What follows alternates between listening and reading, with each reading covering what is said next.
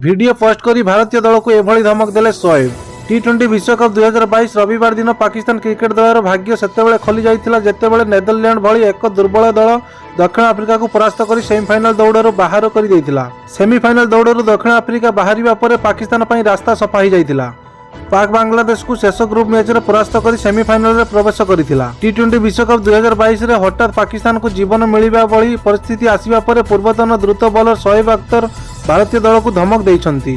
शोएब अख्तर एक video post करी भारतीय क्रिकेट दल संपर्क में निजर एक विवृत्ति देइछंती, जहाकु नै चर्चा जोर धरिछि। रोहित शर्मा अधिनायकत्व रे खेलुथिबा भारतीय दल को शोएब अख्तर धमक देई कहिछंती जे आमको पुणी थरे भेटिबाकू पड़िबो। शोएबଙ୍କ इशारारू जणा पडुछि कि टी20 विश्वकप 2022 रे फाइनल रे भारत एवं पाकिस्तान दल पुणी थरे भेटाभेटी हेबाकू जाउछंती बोली से भाबुछंती।